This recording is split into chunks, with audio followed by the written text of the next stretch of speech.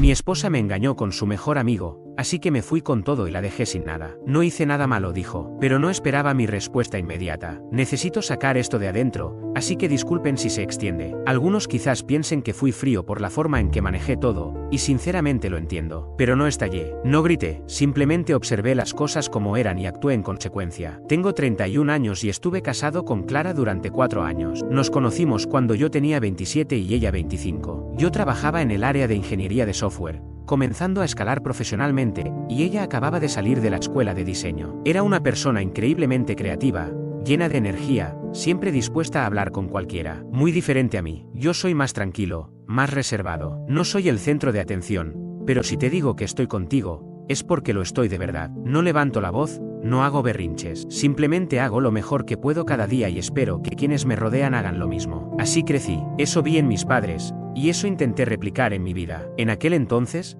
Clara me parecía fascinante. Hablaba de arte, de ideas, de lugares por visitar, y verla emocionarse con esas cosas me encantaba. Empezamos a salir rápido. La recogía después de sus turnos en una cafetería, le llevaba comida cuando estaba hasta el cuello con proyectos. No lo hacía para ganar puntos, lo hacía porque quería. Al año nos mudamos juntos y al siguiente nos casamos. Le propuse matrimonio en un viaje a Colorado, en un lugar tranquilo junto a un lago que le encantaba. Nada de fuegos artificiales ni eventos públicos. Solo ella, yo y ese momento íntimo. Lloró, dijo que sí, que nunca se había sentido tan segura con alguien antes. Antes de la boda, mi abogado me sugirió hacer un acuerdo prenupcial. No es que no confiara en ella, pero ya tenía un pequeño departamento, algunos ahorros y una carrera que empezaba a dar frutos. Quería protegernos por si la vida se complicaba. Ella no se opuso, dijo que lo entendía. Lo firmamos sin drama. Había una cláusula, clara y directa, en la sección 7, si una de las partes engañaba y se comprobaba, perdía todo derecho sobre los bienes compartidos, regalos,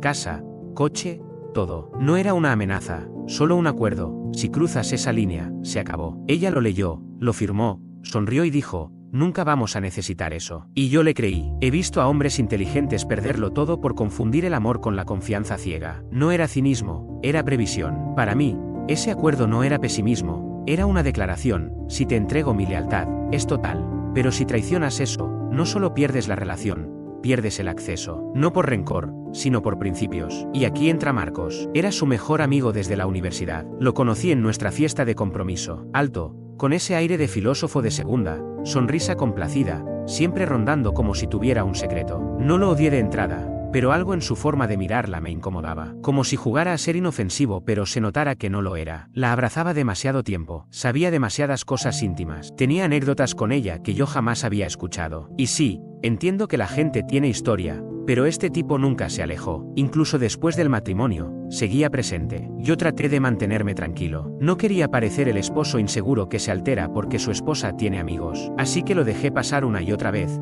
pero mentiría si dijera que no me molestaba. Le escribía por las noches, comentaba sus publicaciones como si aún fuera el protagonista de su vida. Y lo peor era que ella lo permitía. Cuando lo confrontaba, decía que exageraba. Es solo Marcos, ha estado aquí desde antes que tú. Eso dolía, pero lo tragaba. Con el tiempo, su cercanía fue más evidente. Él aparecía en eventos familiares. Ella lo invitaba sin consultarme. Estuvo en el cumpleaños de su madre, se sentó junto a ella en el baby shower de mi hermana. Miraba a mi alrededor y pensaba en qué momento aceptamos que este tipo fuera parte de nuestra vida como si fuéramos tres. Le preguntaba si no le parecía raro, y ella solo se reía. No seas tan serio, decía. Dejé de discutir, no porque estuviera de acuerdo, sino porque entendí que el respeto no se negocia eternamente. Hay un silencio que los hombres adoptamos cuando dejamos de intentar convencer. Solo observamos. Ella no lo notó, pero yo ya no era su esposo, era un analista. Del corazón pasé al hardware. Me alejé, pero también ella cambió. Clara ya no era afectuosa. Siempre estaba cansada, no quería hablar de su día. Decía que se quedaba tarde en el estudio por proyectos que no se reflejaban en ningún lado. Sabía que se estaba distanciando, solo no sabía cuánto. Al principio no fisgoneé, de verdad quería confiar. Traté de ignorar ese presentimiento en el estómago, pero mientras más intentaba actuar como si todo estuviera bien, más invisible me volvía. Como un compañero de piso, no su pareja. El golpe final llegó una noche. Entró a casa oliendo a una colonia que no era mía. Y no era un aroma débil o accidental. Era fuerte, evidente. Le pregunté, conteniendo la voz. Se puso a la defensiva de inmediato. Gritó que estaba delirando, que era mi imaginación. No respondí, no discutí, solo dije, está bien, y ahí cambió todo. Algo en mí se quebró. Desde esa noche dejé de luchar por nosotros, porque no puedes salvar algo que la otra persona ya tiró, solo que ella no me lo había comunicado aún. Así que me retiré emocionalmente, no por despecho, sino en silencio. Dejé de hablar tanto y empecé a observar. Tomé nota mental, guardé mensajes, presté atención a detalles que antes ignoraba. Ella creyó que por fin le estaba dando su espacio,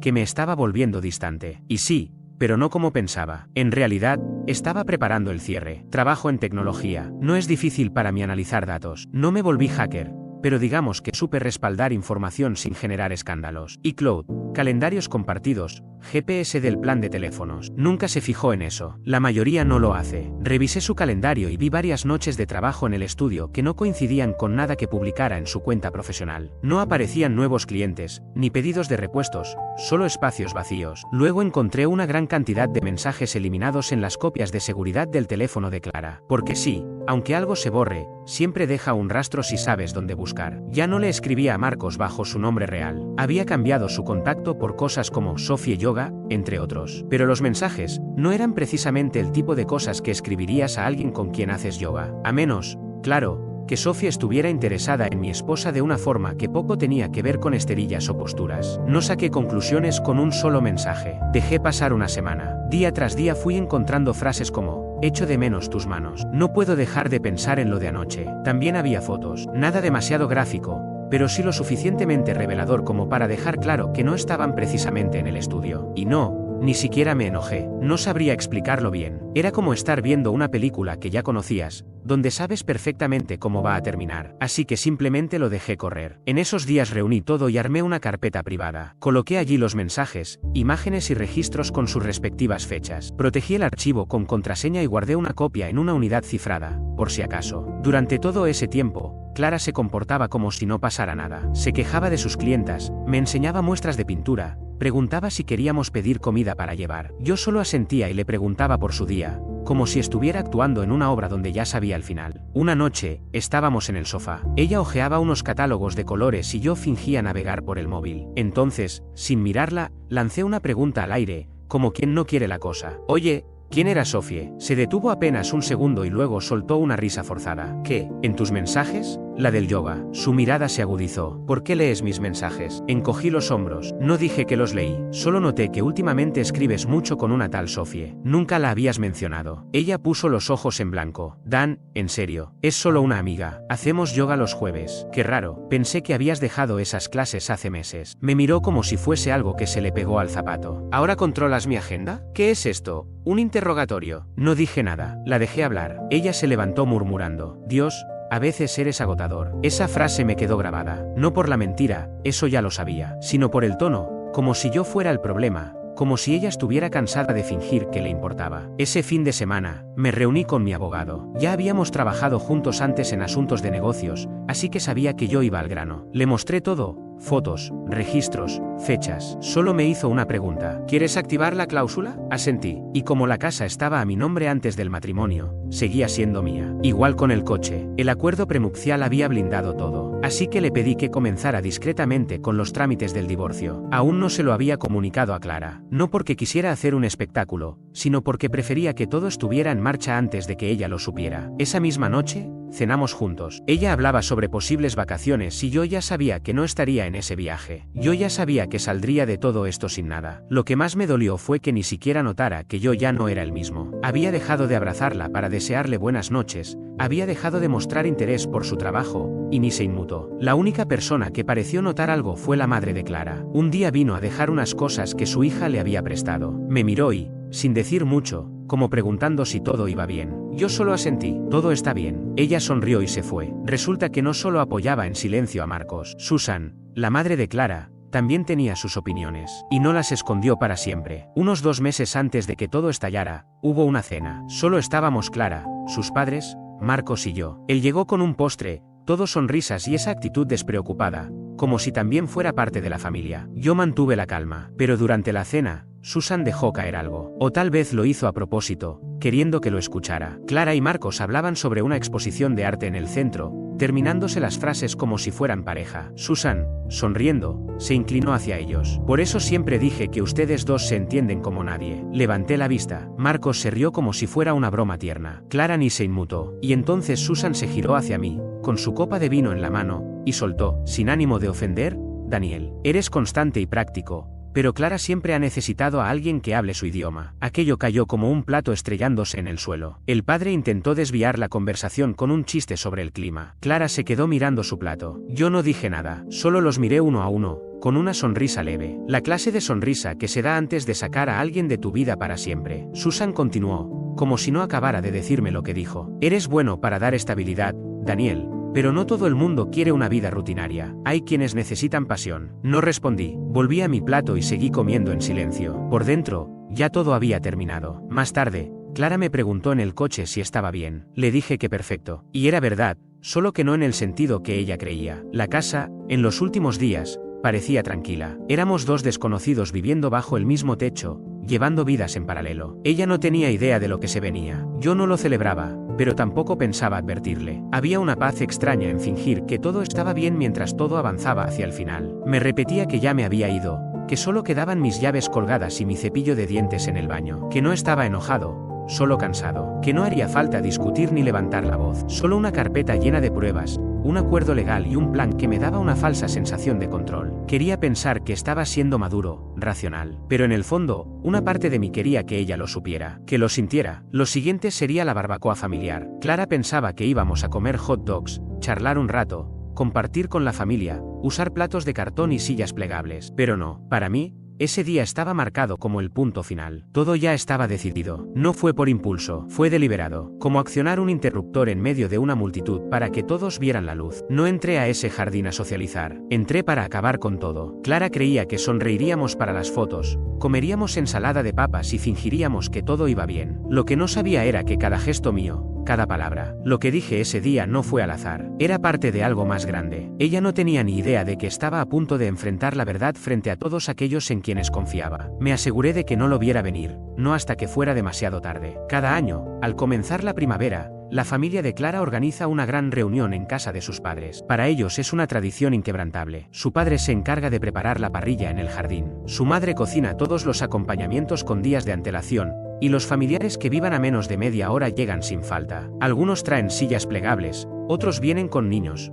perros o lo que sea. Siempre hay música, conversaciones cruzadas, risas, luces colgantes de esas baratas que se ven lindas cuando cae el sol. Yo iba desde que comenzamos a salir, colaboraba con lo que podía, instalaba cosas, cargaba hieleras, conversaba con sus tías. Era parte del paisaje, hasta que ese año ya no fui como un invitado más. Esa vez tenía un propósito diferente. Ya había entregado toda la documentación. Mi abogado tenía los papeles listos, firmados y sellados. Lo único que quedaba era decírselo. Pero no quería hacerlo en casa, en un entorno controlado, donde pudiera manipular la situación, llorar, fingir confusión o decir que estaba exagerando. Necesitaba que todo saliera a la luz. No por espectáculo, no por venganza. Solo quería que fuera real. Así que cuando me preguntó, un par de días antes, si pensaba asistir al asado de su familia, simplemente respondí, claro que sí. Ella sonrió, fingiendo que todo estaba bien, me dio un beso en la mejilla y me dijo, creo que esto podría hacernos bien. El día del evento me vestí como siempre, vaqueros,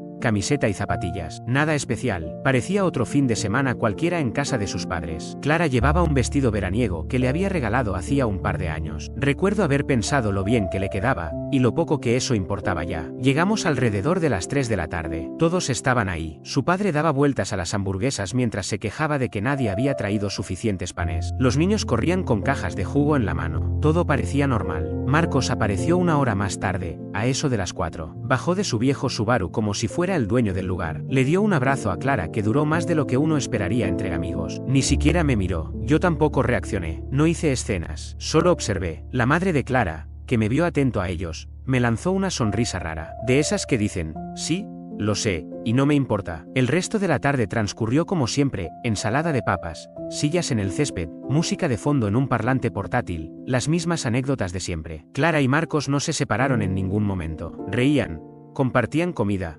cuchicheaban, ni siquiera intentaban disimular. Una prima suya me preguntó cómo iba el trabajo. Le respondí con lo justo y miré a Clara. Estaba inclinada hacia Marcos, mostrándole algo en su celular, como si yo no existiera. Ahí supe que era el momento. La cena comenzó a las 6. Todos tenían sus platos de cartón y cubiertos de plástico. Clara se sentó a mi lado, fingiendo que todo era normal. Marcos se acomodó enfrente, su madre 2 lugares más allá. Llevábamos medio plato cuando su tío, un hombre simpático y sin malas intenciones, preguntó cuándo íbamos a darle nietos a sus padres. Todos rieron, incluso Clara. Ella dijo: tal vez cuando la vida vuelva a ser emocionante. Entonces dejé el tenedor a un lado, me enderecé y con voz clara, dije: emoción. ¿Qué tal esto? Clara lleva meses acostándose con Marcos. El silencio fue absoluto. Ese tipo de parálisis colectiva en la que nadie se mueve porque cree que entendió mal. Pasaron 5 segundos eternos. Clara dejó caer el tenedor. Marcos abrió la boca, pero no salió una sola palabra. La madre de Clara parpadeó 2 veces, en seco. Clara fue la primera en hablar. ¿Qué estás diciendo, Daniel? Ni siquiera la miré. Me dirigí a su madre. Tengo mensajes, fotos, ubicaciones, todo. Y Susan, sé que tú los apoyaste. Así que felicidades, tu hija y su alma gemela lo lograron. Algunos familiares comenzaron a moverse incómodos en sus asientos. Uno de los primos se levantó con torpeza. Me giré hacia Clara. Estaba blanca, temblando. Intentó decir algo, pero levanté la mano. También deberías revisar la cláusula 7 del acuerdo prenupcial, dije. El juzgado te contactará la próxima semana. Y volví a comer. Ella no pudo reaccionar. Se quedó sentada, en shock. Marcos se levantó y se metió en la casa. Desapareció. Ni siquiera intentó defenderla. Susan, finalmente, rompió el silencio. Le puso una mano en la espalda a Clara y le dijo: tú mereces a alguien que te entienda. Alguien como Marcos. Ahí no pude evitar reírme. Una sola vez. No fue fuerte, solo un suspiro. El padre de Clara no levantó la vista del plato. Su hermano murmuró algo y se fue al jardín. El ambiente quedó suspendido, como si nadie pudiera respirar. Terminé mi comida, me puse de pie y dije: gracias por la cena. Luego me marché, sin gritar, sin dramatismos, solo con la verdad. No volví a casa esa noche. Ya había alquilado un pequeño departamento por si acaso. Había empacado una maleta unos días antes. Sin lujos, un dormitorio,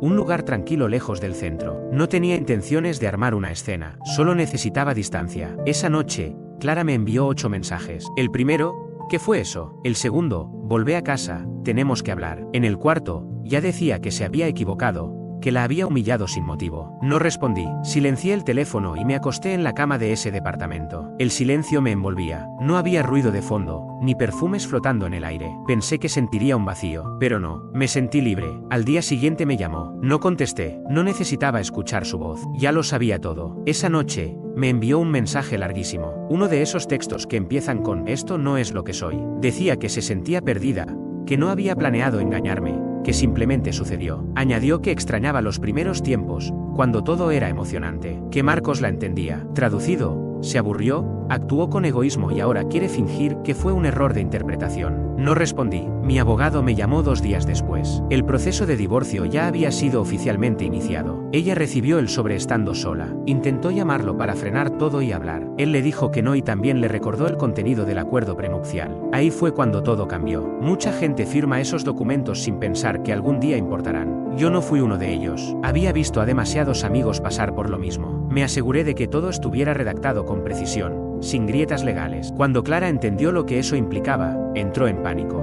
Mensajes de 5 párrafos, audios llorando a las 3 de la mañana, incluso un correo que solo decía: por favor, no hagas esto. No respondía nada. Intentó volver a la casa, pero ya había cambiado las cerraduras. Solo mi nombre figuraba en la escritura. Devolví el auto antes de lo previsto y asumí una pequeña penalización con tal de romper el vínculo. En cuanto a los muebles, la mayoría eran míos. El resto, heredados o regalos de mi familia, quedaban protegidos por una cláusula que exigía su devolución si se comprobaba infidelidad. Mi abogado tenía recibos de todo. Al final, Clara se quedó con su ropa, unos pocos libros y una caja con adornos de su estudio. Nada más. Un amigo en común me comentó después que estaba viviendo con su madre. Durante un tiempo, la madre de Clara, Susan, intentó actuar como si todo estuviera bajo control. Le decía a quien quisiera escucharla que yo, Daniel, era demasiado frío emocionalmente, que quizá Clara y Marcos estaban destinados a estar juntos desde el principio. Nunca le agradé, eso es un hecho. Me saludaba con una sonrisa fingida, pero se notaba en su energía que no me consideraba lo suficientemente artístico o apasionado. Recuerdo que una vez le dijo a Clara que yo era demasiado estable,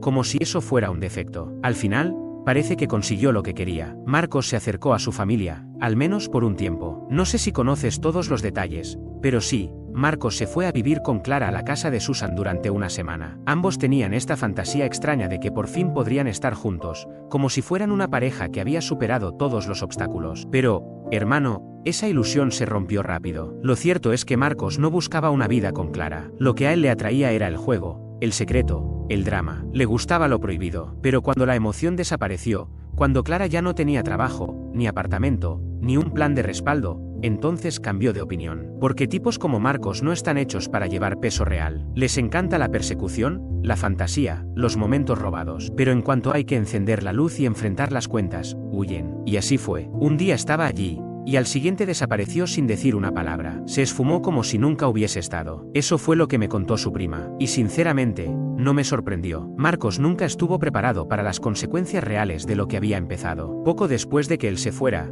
Clara me envió un último mensaje. Perdí todo. Y también me dejó. No sé qué hacer. Por favor. Estuve una hora mirando ese mensaje. Pensé en responder. Consideré escribir algo como: tú elegiste esto. Pero no lo hice. Simplemente lo borré. Algunos me dicen que fui demasiado frío, que al menos debía haberla enfrentado, que quizá con terapia hubiéramos podido entender que salió mal. Pero la verdad es que yo no necesitaba entender nada más. No necesitaba que me explicaran sus emociones. Ella sabía lo que hacía cuando mintió, cuando se escapaba, cuando metió a ese hombre en nuestra vida como si fuera normal. Yo no le cerré la puerta, ella la destrozó, así que decidí dejarla con las consecuencias de sus actos, sin discusiones, sin gritos, sin portazos, solo silencio. Y fue ese silencio lo que terminó de quebrarla. Unos días después de ese último mensaje, bloqueé su número. No lo hice por rabia, no estaba enojado, simplemente no quería dejar abierta una puerta para alguien que ya se había marchado. Y también porque, siendo sincero, no confiaba en poder mantenerme firme si seguía viendo su nombre en mi pantalla. Así que cerré el capítulo.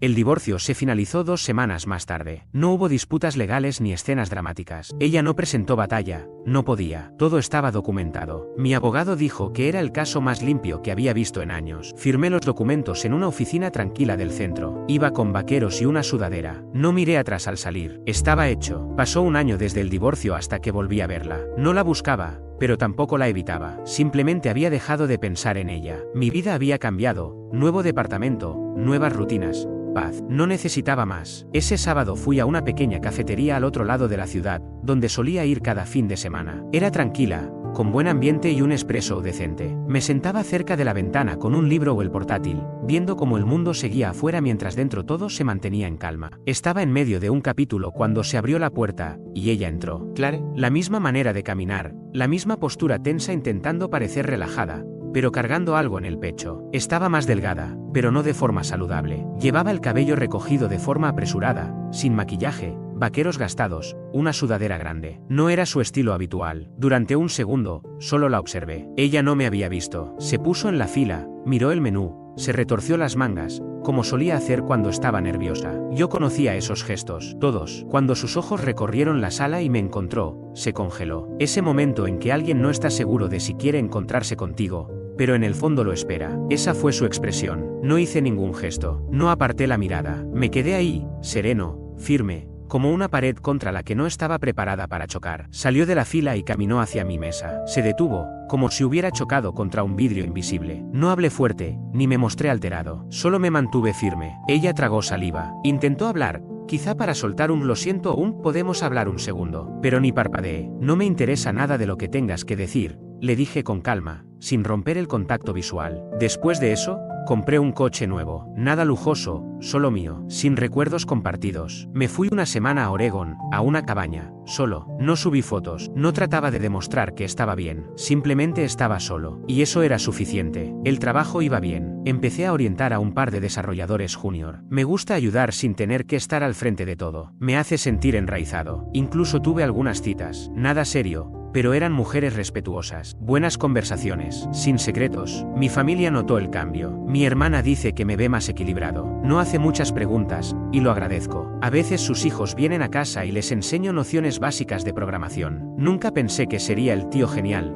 pero al parecer me estoy ganando ese título. ¿Y sabes qué fue lo que más me impactó? Aquel instante en la cafetería. En ese momento, ella comprendió que no solo me había perdido, perdió al hombre que yo era con ella. El que era cálido, paciente, protector. Ese ya no existía, y no lo iba a recuperar con lágrimas ni explicaciones. Lo dejó ir cuando le abrió la puerta a Marcos. Pensé que ese sería el final de todo. Pero, claro, mi vida nunca es tan sencilla, porque justo cuando ya había dejado todo atrás, ocurrió algo inesperado. Actualización final. Hola, quería compartir algo inesperado que sucedió hace poco. Había decidido dejar todo atrás, continuar con mi vida sin mirar al pasado, pero anoche ocurrió algo que me removió. Al llegar a casa, encontré un sobre sencillo sin remitente, cuidadosamente colocado entre el resto del correo. Dentro había una hoja doblada con una frase escrita a mano. No todo ha salido a la luz, y lo sabes. No tenía firma ni pistas claras. La caligrafía no me resultó familiar. No era de Clara, no era de Marcos, era de alguien más. Podría ser un familiar rencoroso, algún conocido que se enteró tarde de lo que pasó, o tal vez solo un intento vacío de provocarme inquietud. No lo sé, pero ahí está, guardado en el cajón de mi escritorio. No por temor, ni por nostalgia, sino por prudencia. Ya no me desvelan las explicaciones que no llegaron. Tampoco me preocupa lo que aún quede sin decir. Pasé demasiado tiempo buscando sentido en decisiones que no fueron mías. Ahora, camino con ligereza, con los pies firmes y la cabeza en paz. Lo que venga, vendrá. Lo que se diga, se escuchará, si es que lo merece. No me interesa abrir heridas viejas. Y si alguien intenta revolver el pasado, se va a encontrar con alguien que ya no necesita justificarse, ni dar espacio a quien no supo quedarse. Porque el cierre no siempre es una conversación pendiente. A veces, el verdadero final es cuando te das cuenta de que no necesitas nada más. Y yo ya llegué a ese punto.